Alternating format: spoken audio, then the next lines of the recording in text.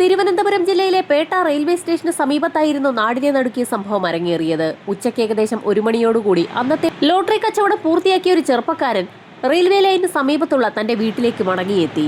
വീടിന് സമീപത്തെത്തിയപ്പോൾ വീടിന്റെ മുൻവാതിൽ അടഞ്ഞു കിടക്കുകയായിരുന്നു. അകത്തേക്ക് നോക്കി വീട്ടിലുണ്ടായിരുന്ന തന്റെ ഉമ്മയെ പലതവണ ആ ചെറുപ്പക്കാരൻ വിളിച്ചു നോക്കി. എത്ര വിളിച്ചിട്ടും അകത്തുനിന്നും യാതൊരു പ്രതികരണവും ഉണ്ടാകാത്ത സാഹചര്യത്തിൽ വാതിൽ തള്ളി തുറന്ന് അകത്തേക്ക് കയറിയ ചെറുപ്പക്കാരൻ നടുക്കുന്ന ഒരു കാഴ്ചയാണ് കണ്ടത്. അകത്തെ മുറിയിൽ തന്റെ ഉമ്മ രക്തത്തിൽ കുളിച്ചു കിടക്കുന്ന കാഴ്ചയാണ് ആ ചെറുപ്പക്കാരൻ കണ്ടത്. ആ സ്ത്രീയുടെ തല ചിതറിയിരിക്കുകയാണ്. ആ സ്ത്രീ കിടക്കുന്നതിന് സമീപത്തായി രക്തക്കറ പുരണ്ട ഒരു അമ്മിക്കല്ലും കിടപ്പുണ്ട്. അമ്മിക്കല്ല് ഉപയോഗിച്ച് ആ സ്ത്രീയുടെ തല ആരോ അടിച്ചു പിളർത്തിയിരിക്കുകയാണ്. ചെറുപ്പക്കാരന്റെ നിലവിളി ശബ്ദം കേട്ടുകൊണ്ട് അയൽവാസികളൊക്കെ അവിടേക്ക് ഓടിയെത്തി. ഏതാനും നിമിഷങ്ങൾക്ക് മുൻപ് ആ നാട്ടുകാരൊക്കെ ആ സ്ത്രീയെ കണ്ടതാണ്. ആ ഉമ്മയാണ് ഇപ്പോൾ തല തകർന്ന നിലയിൽ ആ വീടിനുള്ളിൽ കിടക്കുന്നത്. നാട്ടുകാരിൽ ചിലർ ഉടൻ തന്നെ വിവരം വഞ്ചിയൂർ സ്റ്റേഷനിൽ വിളിച്ചറിയിച്ചു. വിവരമറിഞ്ഞ ഉടൻ തന്നെ പോലീസ് സംഘം സംഭവസ്ഥലത്തേക്കെത്തി. ആ വീടിനുള്ളിലൊക്കെ വിശദമായൊരു തിരച്ചിൽ നടത്തി. ആ സ്ത്രീ രക്തത്തിൽ കുളിച്ചു കിടക്കുകയാണ്. സ്ത്രീയെ വിശദമായി പരിശോധിച്ചപ്പോൾ അമ്മിക്കല്ല് ഉപയോഗിച്ച് ഒരൊറ്റ തവണ മാത്രമേ അവരുടെ തലയിലേക്ക് ആഞ്ഞിടിച്ചിട്ടുള്ളൂ എന്ന് വ്യക്തമായി. ഒറ്റ ഇടിയിൽ തന്നെ അവരുടെ തല പൂർണ്ണമായും തകർന്നിരിക്കുകയാണ്. പോലീസ് സംഘം വിവരമറിയിച്ചതിനെ തുടർന്ന് ഡോഗ് സ്ക്വാഡും ഫോറൻസിക് സംഘവും സംഭവസ്ഥലത്തേക്കെത്തി. ആ വീടിന് സമീപത്തായി അധികം വീടുകളൊന്നുമില്ല. ഒരാക്രി കച്ചവടക്കാരന്റെ കടയും വീടും ചേർന്ന ഒരു സ്ഥലവും പിന്നെ ഒരു ഫോട്ടോസ്റ്റാറ്റ് കടയുമാണ് തൊട്ടടുത്തുള്ളത്. പോലീസ് സംഘം ആ പ്രദേശമാകെ അരിച്ചുപറക്കി. ഇതോടൊപ്പം ആ വീടിനുള്ളിൽ പരിശോധന നടത്തിയ സമയത്ത് ഫോറൻസിക് സംഘത്തിന് ആ ഉമ്മയുടെയും മകന്റേതുമല്ലാത്ത മറ്റൊരു വിരലടയാളം കൂടി കിട്ടി. ആ വിരലടയാളം ആരുടേതാണോ അയാൾ തന്നെയാകാം കൊല നടത്തിയിരിക്കുന്നതെന്ന് പോലീസ് നിഗമനത്തിലെത്തി. ഈ സമയത്തായിരുന്നു ഡോഗ് സ്ക്വാഡുമായി പരിശീലകരെത്തി പരിശോധന ആരംഭിച്ചത്. വീടിനകത്തും ഡെഡ് ബോഡിയിലുമൊക്കെ മണം പിടിച്ച പോലീസ് നായ വീടിന് പുറത്തേക്കിറങ്ങി റെയിൽവേ ലൈനിലൂടെ സ്റ്റേഷനിലേക്ക് കുതിച്ചു. അധികം വൈകാതെ തന്നെ പോലീസ് നായ ഓടി പേട്ട റെയിൽവേ സ്റ്റേഷനിലെ പ്ലാറ്റ്ഫോമിനകത്തേക്ക് കയറി. പ്ലാറ്റ്ഫോമിനുള്ളിൽ നിരവധി സിമന്റ് ബെഞ്ചുകളുണ്ട്. കൂട്ടത്തിലുണ്ടായിരുന്ന ഒരു സിമന്റ് ബെഞ്ചിന് സമീപത്തെത്തി പോലീസ് നായ കുറേയേറെ സമയം അവിടെ മണം പിടിച്ച് നിൽക്കുകയും ചെയ്തു. സിമന്റ് ബെഞ്ച് കിടക്കുന്ന ഭാഗത്തു നിന്നും മുൻപോട്ട് പോയ പോലീസ് നായ ഓവർബ്രിഡ്ജിന് സമീപത്തെത്തി കുരയ്ക്കാൻ തുടങ്ങി. ഓവർബ്രിഡ്ജ് നോക്കി കുരയ്ക്കുന്ന പോലീസ് നായയെ കണ്ടപ്പോൾ പോലീസുകാർക്ക് ഒരു കാര്യം മനസ്സിലായി. പ്രതി അല്ലെങ്കിൽ പ്രതികൾ പ്ലാറ്റ്ഫോമിലെത്തി ഓവർബ്രിഡ്ജിലൂടെ മറുഭാഗത്ത് കടന്ന് കൊല്ലം ഭാഗത്തേക്കുള്ള ട്രെയിനിൽ കയറി രക്ഷപ്പെട്ടിരിക്കാം. ഏതാനും നിമിഷങ്ങൾക്ക് മുൻപ് പേട്ടയിൽ നിന്നും കൊല്ലത്തേക്ക് പോയ ട്രെയിൻ ഏതാണെന്നും അത് അടുത്തതായി ഏത് സ്റ്റേഷനിൽ നിർത്താൻ സാധ്യതയുണ്ടെന്നുമൊക്കെ പോലീസ് സംഘം ഒരന്വേഷണം നടത്താൻ തീരുമാനിച്ചു. അങ്ങനെയെങ്കിൽ ട്രെയിൻ അടുത്തതായി നിർത്തുന്ന സ്റ്റേഷനിൽ എത്തിയാൽ പ്രതിയെ കൈയോടെ പിടികൂടാൻ സാധിച്ചേക്കുമെന്ന് പോലീസ് സംഘം വിലയിരുത്തി. അന്വേഷണത്തിന്റെ ഭാഗമായി ഒരു സംഘം പോലീസുകാർ കൊല്ലത്തേക്ക് പുറപ്പെടാൻ തീരുമാനിക്കുകയും ചെയ്തു. ഇതിനിടയിൽ സംഭവം നടന്ന വീടിനുള്ളിൽ പോലീസ് സംഘത്തിന്റെ പരിശോധനയും ഫോറൻസിക് സംഘത്തിന്റെ പരിശോധനയും പുരോഗമിക്കുകയായിരുന്നു. ഈ സമയത്തായിരുന്നു മറ്റൊരു നിർണായക കാര്യം കൊല്ലപ്പെട്ട ഉമ്മയുടെ മകൻ പോലീസിനു മുൻപാകെ അറിയിക്കുന്നത്.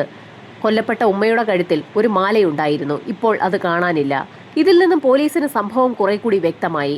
മോഷണ ശ്രമത്തിനിടയിലുണ്ടായ കൊലപാതകം തന്നെ ആയിരിക്കാമെന്ന് പോലീസ് സംഘം വിലയിരുത്തുകയും ചെയ്തു. പേട്ട റെയിൽവേ സ്റ്റേഷനിൽ ഇറങ്ങി വഞ്ചിയൂർ ഭാഗത്തേക്ക് നടന്നു വരുന്നതിനിടയിൽ ആ സ്ത്രീ മാല ധരിച്ച് നിൽക്കുന്നത് കണ്ട വ്യക്തി ആ മാല പൊട്ടിച്ചെടുക്കാൻ ശ്രമം നടത്തിയതിനിടയിൽ കൊലപാതകം സംഭവിച്ചതാകാമെന്ന് പോലീസിന് വ്യക്തമായി. പോലീസിന്റെ നിഗമനങ്ങൾ അതുപോലെ തന്നെ അവരെ സമീപിച്ച മാധ്യമങ്ങളോട് അവർ വ്യക്തമാക്കുകയും ചെയ്തു. കൊല്ലത്തേക്ക് പോയ ട്രെയിനിനെ ബേസ് ചെയ്തുള്ള അന്വേഷണമാണ് പോലീസ് സംഘം ആദ്യഘട്ടത്തിൽ നടത്തിയത്. ഇതിനോടകം തന്നെ ഇൻക്വസ്റ്റ് നടപടികൾ പൂർത്തിയാക്കി മൃതദേഹം പോസ്റ്റ്മോർട്ടത്തിനായി മെഡിക്കൽ കോളേജിലേക്ക് ഷിഫ്റ്റ് ചെയ്തു. പേട്ട മുതൽ കൊല്ലം വരെയുള്ള ട്രെയിനിനെ കേന്ദ്രീകരിച്ച് പോലീസ് സംഘം അന്വേഷണം നടത്തിയെങ്കിലും പ്രതിയിലേക്ക് വിരൽ ചൂണ്ടുന്ന ഒന്നും തന്നെ കണ്ടെത്താൻ പോലീസ് സംഘത്തിന് കഴിഞ്ഞില്ല. സമീപത്തുള്ള വീട്ടുകാരെയൊക്കെ വിശദമായി തന്നെ പോലീസ് സംഘം ചോദ്യം ചെയ്തു. തൊട്ടടുത്ത താമസക്കാരനായ ആക്രിക്കടക്കാരനെയും അയാളുടെ ഭാര്യയെയും ഭാര്യയുടെ അനുജനെയും തൊട്ടടുത്ത് താമസിക്കുന്ന ഫോട്ടോസ്റ്റാറ്റ് കടക്കാരനെയും ഒക്കെ പോലീസ് സംഘം വിശദമായ ചോദ്യം ചെയ്യലിന് വിധേയമാക്കിയെങ്കിലും പ്രത്യേകിച്ച് ഒരു ഗുണവും ഉണ്ടായില്ല. നാട്ടുകാരെയും ആ സമയത്ത് അതുവഴി കടന്നുപോയവരെയും ഒക്കെ വിശദമായ ചോദ്യം ചെയ്യലിന് വിധേയമാക്കുകയും അവരുടെ മൊഴികളൊക്കെ രേഖപ്പെടുത്തുകയും ആ മൊഴികളൊക്കെ വിശദമായ പഠനത്തിന് വിധേയമാക്കുകയും ചെയ്തിട്ടും പോലീസ് സംഘത്തിന് ഒന്നും തന്നെ കണ്ടെത്താൻ കഴിഞ്ഞില്ല. പോലീസ് സംഘം അവരുടെ അന്വേഷണവുമായി 2 ആഴ്ചയായി മുൻപോട്ട് പോവുകയാണ്. ഇതിനിടയിലാണ് പോലീസ് സംഘം സീൽ വെച്ചിട്ടുള്ള തന്റെ വീട് തുറന്നു കൊടുക്കണമെന്ന ആവശ്യവുമായി മരണപ്പെട്ട ഉമ്മയുടെ മകൻ പോലീസ് സ്റ്റേഷനിലെത്തിയത്.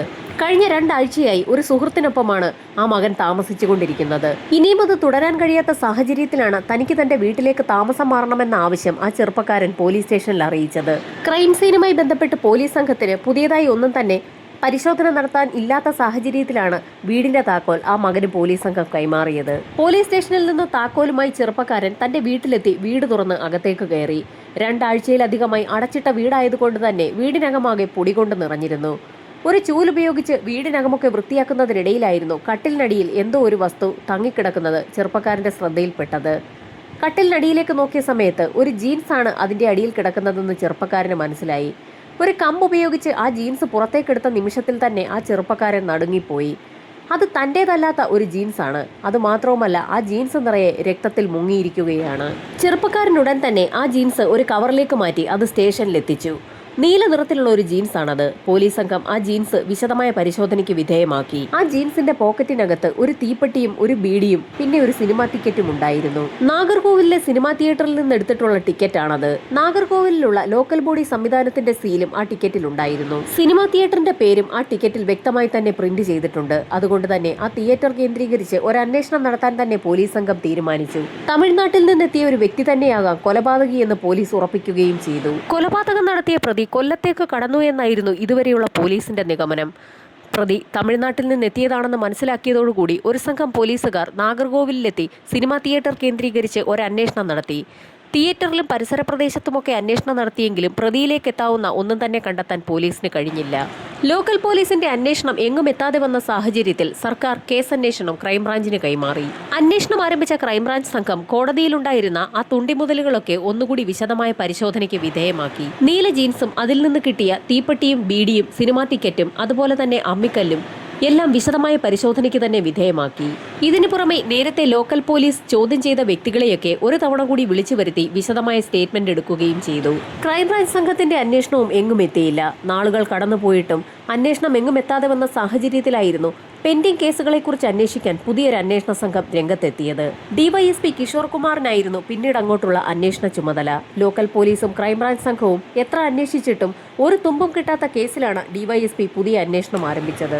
അമ്മിക്കല്ലിലും നീല ജീൻസിലും കാണപ്പെടുന്ന രക്തം കൊല്ലപ്പെട്ട ഉമ്മയുടേത് തന്നെയാണെന്ന് DNA പരിശോധനയിൽ തെളിഞ്ഞിട്ടുണ്ട്. കൊല്ലപ്പെട്ട ആ സ്ത്രീയുടെ രക്തം നീല ജീൻസിൽ പറ്റിപ്പിടിച്ചിരിക്കുന്നു എന്ന് പറയുമ്പോൾ കൊല നടത്തിയ വ്യക്തി കൊലപാതകം നടത്തുന്ന സമയത്ത് ആ ജീൻസ് ധരിച്ചിരുന്നു എന്നാണ് അർത്ഥം. കൊലപാതകം നടന്ന സമയത്ത് ജീൻസിൽ രക്തം തെറിച്ചതുകൊണ്ട് തന്നെ രക്തം പുരണ്ട ജീൻസ് ആ വീട്ടിൽ ഉപേക്ഷിക്കുകയും ചെയ്തിരിക്കുകയാണ്.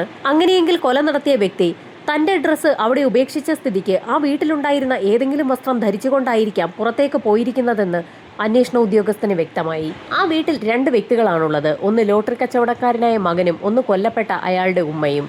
ലോട്ടറി കച്ചവടക്കാരനായ ചെറുപ്പക്കാരനെ സ്റ്റേഷനിലേക്ക് വിളിച്ചു വരുത്തി അയാളുടെ ഏതെങ്കിലും വസ്ത്രം നഷ്ടമായിട്ടുണ്ടോ എന്ന് പോലീസ് സംഘം അന്വേഷണം നടത്തിയപ്പോൾ അയാൾ അത്ര ശ്രദ്ധിച്ചില്ലായിരുന്നു എന്നും വീട്ടിലുണ്ടായിരുന്ന തന്റെ ഒരു പാൻസ് കാണാനില്ല എന്നുള്ള കാര്യവും അയാൾ പോലീസിനെ അറിയിച്ചു. കൊലപാതകി ആരായിരിക്കാമെന്ന് ഡിവൈഎസ്പി കിഷോർ കുമാർ ആലോചിക്കുന്നതിനിടയിലായിരുന്നു മേശപ്പുറത്ത് വെച്ചിരിക്കുന്ന മറ്റ് 2 തെളിവുകളിലേക്ക് അദ്ദേഹത്തിന്റെ ശ്രദ്ധ പോകുന്നത്.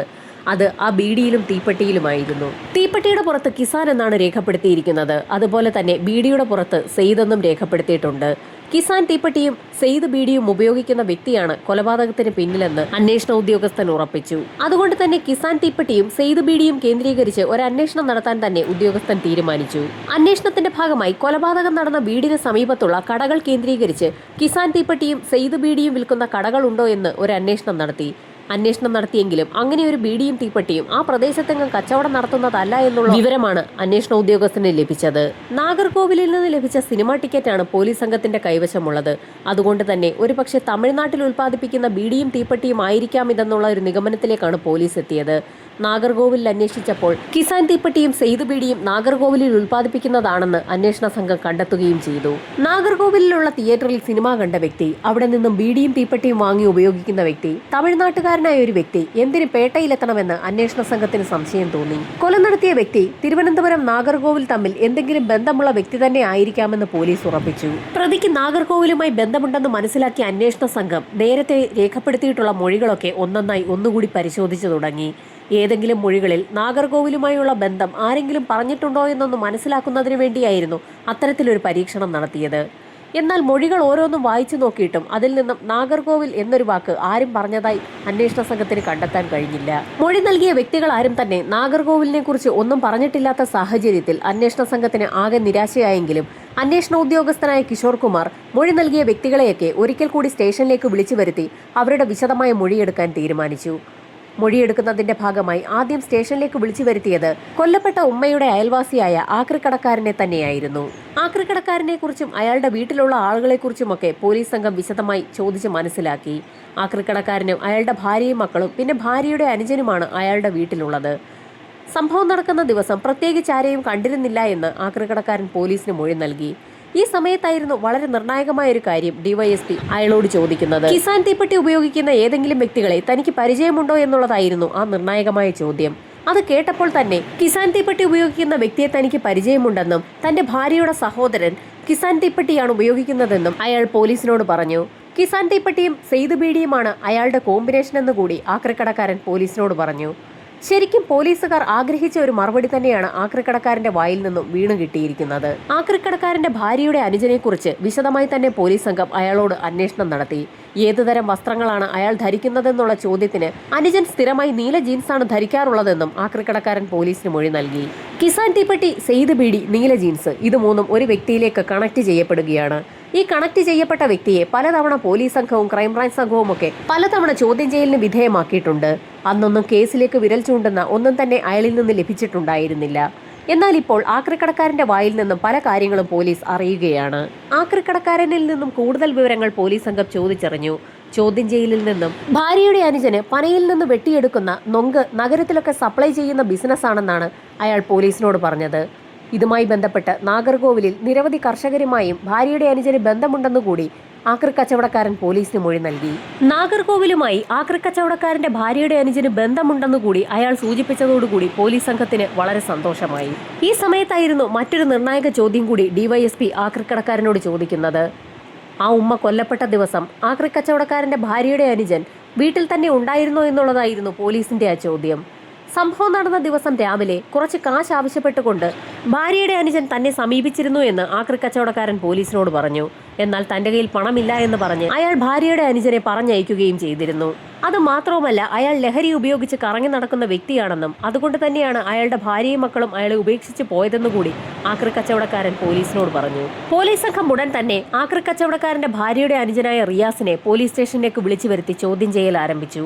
എന്നാൽ തനിക്ക് ആ കേസുമായി യാതൊരു ബന്ധവുമില്ല എന്ന് റിയാസ് ആവർത്തിച്ച് പറയുകയും ചെയ്തു. സംഭവം നടന്ന ദിവസം അതിരാവിലെയാണ് താൻ നാഗർകോവിലിൽ നിന്ന് നൊങ്കുമായി എത്തിയതെന്നും പിന്നീട് നൊങ്ക് സപ്ലൈ ചെയ്യാൻ കടകളിലേക്കൊക്കെ പോയി എന്നും ഇതിനിടയിൽ തന്റെ സഹോദരിയുടെ ഭർത്താവിനോട് കുറച്ച് പണം ചോദിച്ചിരുന്നു എന്നും അദ്ദേഹം അത് നൽകിയിരുന്നില്ല എന്നുള്ള കാര്യവുമൊക്കെ റിയാസ് പോലീസ് സംഘത്തോട് പറഞ്ഞു.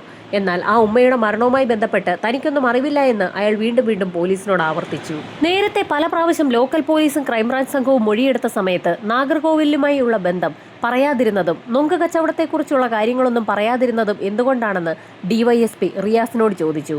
എന്നാൽ ആ സമയത്ത് പോലീസ് സംഘം തന്റെ ബിസിനസിനെ കുറിച്ചൊന്നും ചോദിച്ചിരുന്നില്ല എന്നും അതുകൊണ്ടാണ് താനൊന്നും പറയാതിരുന്നതെന്നുമായിരുന്നു റിയാസിന്റെ മറുപടി. സംഭവം നടന്ന ദിവസം നാഗർകോവിലിലെ തിയേറ്ററിൽ നിന്നും ഏത് സിനിമയായിരുന്നു കണ്ടിരുന്നതെന്ന് പോലീസ് സംഘം റിയാസിനോട് ചോദിച്ചു. അത് കേട്ടപ്പോൾ തന്നെ റിയാസ് ഒന്ന് പതറിയെങ്കിലും താൻ സിനിമ കണ്ടിരുന്നു എന്നും ഏത് സിനിമയാണെന്ന് ഇപ്പോൾ ഓർക്കുന്നില്ല എന്നുമായിരുന്നു റിയാസിന്റെ മറുപടി. റിയാസ് അറിയാതെ തന്നെ പോലീസ് സംഘം അയാളുടെ വിരലടയാളം ശേഖരിച്ചിരുന്നു. അയാളുടെ വിരലടയാളം കൊലപാതകം നടന്ന വീട്ടിൽ നിന്നും ശേഖരിച്ചിട്ടുണ്ടെന്ന് പോലീസ് സംഘം പറഞ്ഞപ്പോൾ റിയാസിന് ചിരിയാണ് വന്നത്. കാരണം താൻ ആ വീടിന്റെ തൊട്ടടുത്താണ് താമസിക്കുന്നതെന്നും പലപ്പോഴും പല ആവശ്യങ്ങളുമായി ബന്ധപ്പെട്ട് താൻ ആ ലോട്ടറി കച്ചവടക്കാരന്റെ വീട്ടിൽ പോയിട്ടുണ്ടെന്നും അതുകൊണ്ട് ആ വീട്ടിൽ തന്റെ വിരലടയാളം ഉണ്ടെന്ന് പറയുന്നത് തീർത്തും ഒരു സാധാരണ കാര്യമാണെന്നുമായിരുന്നു റിയാസിന്റെ മറുപടി. ഒരു തരത്തിലും റിയാസ് കുറ്റം സമ്മതിക്കുന്നില്ല എന്ന് മനസ്സിലാക്കിയ പോലീസ് സംഘം ആകെ വിഷമത്തിലായി. നോമ്പുകാലമായതുകൊണ്ട് തന്നെ റിയാസ് നോമ്പ് നോക്കുന്ന ഒരു സമയം കൂടിയാണ്. അതുകൊണ്ട് തന്നെ കൂടുതൽ ചോദ്യം ചെയ്യാതെ വിട്ടയക്കണമെന്നും തനിക്ക് പള്ളിയിൽ പ്രാർത്ഥനയ്ക്ക് പോകണമെന്നുമൊക്കെ റിയാസ് പോലീസിനോട് പറഞ്ഞു. നോമ്പ് സ്റ്റേഷനിൽ അനുഷ്ഠിക്കാമെന്നും റിയാസിന് ഒരു കുറവും വരുത്തുകയില്ല എന്നും ഡിവൈഎസ്പി കിഷോർ കുമാർ അയാൾക്ക് വാക്ക് നൽകി. അന്ന് വൈകുന്നേരം പോലീസുകാർക്കൊപ്പം തന്നെയായിരുന്നു റിയാസിന് അതിഗംഭീരമായ സദ്യ ഒരുങ്ങിയത്. ആ സദ്യ കഴിച്ചുകൊണ്ടിരിക്കുന്നതിനിടയിൽ റിയാസ് അറിയാതെ ഒന്ന് തേങ്ങിപ്പോയി. താൻ തന്നെയാണ് എല്ലാം ചെയ്തതെന്ന് അയാൾ പോലീസിനോട് തുറന്നു പറഞ്ഞു. ഭക്ഷണം കഴിച്ചതിന് ശേഷം ഇനി പറഞ്ഞാൽ മതിയെന്നായിരുന്നു പോലീസിന്റെ മറുപടി. ഭക്ഷണം കഴിച്ചതിന് ശേഷം റിയാസ് പല കാര്യങ്ങളും പോലീസിനോട് തുറന്നു പറഞ്ഞു. യഥാർത്ഥത്തിൽ തന്റെ ഭാര്യാജ്യേഷ്ഠനോട് കുറച്ച് പണം കടം ചോദിക്കുന്നതിന് വേണ്ടിയായിരുന്നു നാഗർകോവിലിൽ നിന്നും സംഭവം നടന്ന ദിവസം റിയാസ് നാട്ടിലെത്തിയത്. ഭാര്യാജ്യേഷ്ഠനോട് പണം ചോദിച്ചെങ്കിലും അദ്ദേഹം പണം നൽകിയില്ല. ഈ സമയത്ത് അവിടെ നിന്നും പേട്ട റെയിൽവേ സ്റ്റേഷനിലേക്ക് പോകുന്നതിനിടയിലായിരുന്നു റിയാസിന്റെ അയൽവാസിയായ ഉമ്മ തന്റെ വീടിന്റെ മുൻഭാഗത്തെ വാതിലടച്ച് അകത്തേക്ക് കയറിപ്പോയത്. ആ സ്ത്രീയുടെ കഴുത്തിൽ കിടക്കുന്ന മാലയാണ് റിയാസിന്റെ ശ്രദ്ധയിൽപ്പെട്ടത്. ആ പരിസരത്തെങ്ങും ആരുമില്ല എന്ന് മനസ്സിലാക്കിയ റിയാസ് ഒരു നിമിഷം കൊണ്ട് ആ തീരുമാനം എടുക്കുകയായിരുന്നു. ആരും അറിയാതെ തന്നെ ആ വീടിന്റെ പിൻഭാഗത്തെ അടുക്കളവാതിലിന് സമീപത്തെത്തിയപ്പോഴായിരുന്നു വാതിൽ തുറന്നു കിടക്കുന്ന കാഴ്ച റിയാസ് കണ്ടത്. വീടിനകത്തേക്ക് കയറി ആ സ്ത്രീയുടെ വായും മൂക്കും കൂടി പൊത്തിപ്പിടിച്ച ശേഷം മാല പൊട്ടിച്ചെടുക്കാനായിരുന്നു റിയാസ് തീരുമാനിച്ചത്. ആ തീരുമാനവുമായി റിയാസ് ആ വീടിന്റെ അകത്തേക്ക് പ്രവേശിച്ച നിമിഷത്തിൽ തന്നെ തന്റെ പിന്നിൽ ആരോ നിൽക്കുന്നതായി തോന്നി ആ സ്ത്രീ തിരിഞ്ഞു നോക്കുകയും റിയാസിനെ കാണുകയും ചെയ്തു. ആ സ്ത്രീക്ക് എന്തെങ്കിലും പറയാൻ കഴിയുന്നതിന് മുൻപ് തന്നെ സമീപത്ത് കിടന്ന അമ്മിക്കല്ലെടുത്ത് റിയാസ് ആ സ്ത്രീയുടെ തലയിലേക്ക് അടിക്കുകയും ചെയ്തു. റിയാസ് ആ കല്ലവിടെ ഇട്ട ശേഷം ആ സ്ത്രീയുടെ കഴുത്തിലെ മാല പൊട്ടിച്ചെടുത്തു. ഈ നിമിഷത്തിലാണ് തന്റെ ശരീരത്തിലാകെ രക്തം തെറിച്ചു എന്നുള്ള കാര്യം റിയാസ് ശ്രദ്ധിച്ചത്. ഉടൻ തന്നെ ലോട്ടറി കച്ചവടക്കാരനായ ചെറുപ്പക്കാരന്റെ മുറിയിലെത്തി റിയാസ് തന്റെ ജീൻസ് ഊരി അവിടെ ഉപേക്ഷിച്ച ശേഷം അവിടെ കിടന്ന ഒരു പാൻസ് ധരിച്ചുകൊണ്ട് വീടിന് പുറത്തേക്ക് ഇറങ്ങി ഓടിപ്പോവുകയായിരുന്നു. റിയാസ് അവിടെ നിന്നും പേട്ട റെയിൽവേ സ്റ്റേഷനിലെ പ്ലാറ്റ്ഫോമിലാണ് എത്തിയത്. അവിടെ ഒരു ബെഞ്ചിലിരുന്ന് അല്പസമയം അയാൾ എന്ത് ചെയ്യണമെന്ന് ആലോചിക്കുകയും ചെയ്തു. ഈ സമയം ലോട്ടറി കച്ചവടക്കാരന്റെ ചെറുപ്പക്കാരൻ തന്റെ വീട്ടിലേക്ക് പോവുകയും ഉമ്മ മരിച്ച വിവരം നാട്ടുകാരെയും പോലീസിനെയും അറിയിക്കുകയും ചെയ്തു. പോലീസ് സംഘം ഡോഗ് സ്ക്വാഡുമായി സംഭവസ്ഥലത്തെത്തി പരിശോധന നടത്തുന്ന സമയത്ത് റിയാസ് ആ സ്റ്റേഷനിൽ തന്നെ ഉണ്ടായിരുന്നു. അയാൾ അതൊക്കെ ദൂരെ നിന്ന് തന്നെ കാണുന്നുണ്ടായിരുന്നു. പോലീസ് നായ മണം പിടിച്ചു വരുന്ന കാഴ്ച കണ്ടപ്പോൾ തന്നെ ഫ്ലൈ ഓവറിൽ കയറി ട്രാക്കിന്റെ മറുഭാഗത്തേക്ക് റിയാസ് പോവുകയും ചെയ്തു. ഈ സമയത്ത് പോലീസ് നായ ആ ബെഞ്ചിലൊക്കെ മണം പിടിച്ചു നോക്കിയ ശേഷം ഓവർബ്രിഡ്ജ് നോക്കി കുരയ്ക്കുകയും ചെയ്തു.